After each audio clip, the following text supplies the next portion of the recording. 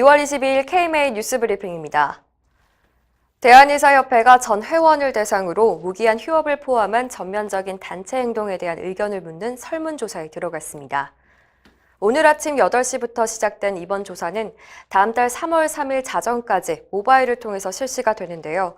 의사회원은 자신의 스마트폰으로 온 설문조사를 클릭해서 답변하면 됩니다.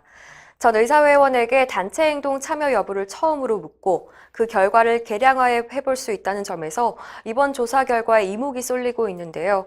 설문 결과와 참여율에 따라 향후 의료계 투쟁의 분수령이 될 전망입니다. 의협은 이번 조사 결과를 모두 공개한다는 방침인데요. 박종혁 의협 대변인은 많은 회원이 참여해야 정확한 회원들의 생각을 계량화할 수 있다면서 적극적인 참여를 부탁했습니다.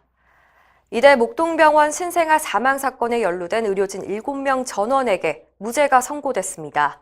서울 남부지방법원은 어제 이대 목동병원 신생아 사망을 둘러싼 업무상 과실치사 사건에서 검찰이 결심 공판에서 구형한 금고형을 인정하지 않았습니다.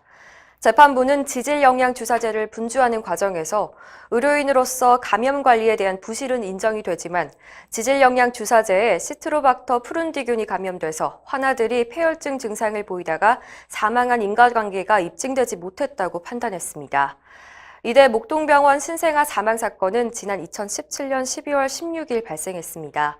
신생아 중환자실에서 치료받던 환아 4명이 오후 9시 32분부터 오후 10시 53분까지 순차적으로 사망한 사건인데요. 경찰이 질병관리본부 조사 결과를 바탕으로 주치의와 전공의, 간호사 등을 업무상 과실치사 혐의로 입건했고 법원이 의료진에 대해 구속영장을 발부하면서 사태가 일파만파 확산됐습니다. 특히 검찰이 관련 의료진 7명 전원에게 금고형을 구형해서 의료계는 큰 충격에 빠졌습니다. 의협을 중심으로 소청과 의사회와 전공의 협의회 등 의료계는 즉각 반발했는데요. 열악한 신생아 중환자실 상황은 고려하지 않고 의료진에게만 책임을 지우는 방향으로 수사가 진행됐다면서 분개했습니다. 최대집 의협회장은 회장 당선인 신분으로 법원 앞에서 1인 시위를 벌였고 의협은 작년 4월 8일 서울 광화문 앞에서 긴급 규탄 집회를 열기도 했습니다. 최대집 회장은 의료진에게 무죄가 선고된 직후 신생아 사망 사건은 안타깝게 생각하지만 의료의 특수성을 고려해서 의료행위가 형사처벌의 대상이 돼서는 안 된다고 말했습니다. 또 명백한 증거주의에 따라서 법원이 판결을 내린 것을 환영한다면서 이번 판결을 근거로 의사의 의료행위가 원칙적으로 형사처벌이 돼서는 안 된다는 취지의 법 제정을 정부에 적극적으로 요구할 것이라고 강조했습니다. 어제 한의원에서 사용되는 산삼약침이 암치료에 효과가 없다고 법원이 판결한 사실 전해드렸는데요. 사건의 정황은 이렇습니다. 서울의 모 한의원은 진세노사이드를 주성분으로 하는 산삼약침을 말기암 환자 치료에 효과가 있다면서 완치 사례를 홈페이지에 올려 광고를 했습니다. 이를 본 간암 말기 환자는 수천만 원을 들여서 치료를 받았지만 결국 암이 온몸에 퍼져서 그해 사망했습니다. 이에 유가족이 한의사에게 손해배상 청구를 소송했고 법원은 한의사에게 4,260만 원을 배상하라고 판결했습니다.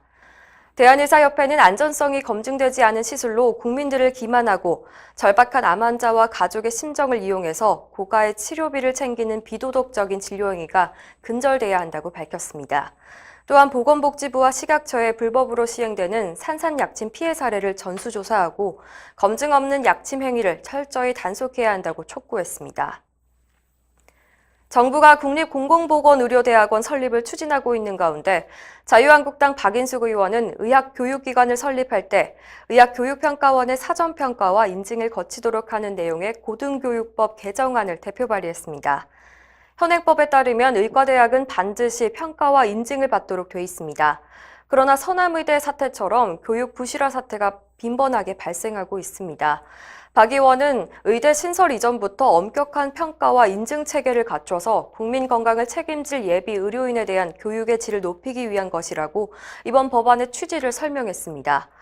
공공의대 신설에 대해서는 정부와 여당이 의료단체와 협의나 공론화 과정 없이 졸속으로 강행하고 있다고 지적했습니다. 보건복지부가 최근 교육부를 만나서 의료 일원화에 대한 논의를 진행하는 등 적극적인 모습을 보이고 있습니다. 복지부 이길 보건의료정책관은 최근 교육부를 방문해서 의료 일원화를 위한 의료발전위원회 구성에 대해 논의했다고 청년의사가 보도했습니다. 이 정책관은 지난 2015년에 의료 일원화 논의가 진행된 적이 있었는데 3, 4년 만에 다시 찾아온 이 기회를 놓치지 말고 국민 건강을 위해서 결정해야 할 것이라고 강조했습니다. 또 빠른 시일 내에 대한의사협회와 대한의학회, 한의사협회, 복지부와 교육부 등이 참여하는 의료발전위원회를 구성해야 한다고 밝혔습니다. 이상으로 뉴스브리핑을 마칩니다. 자세한 사항은 의협신문을 참고하시길 바랍니다.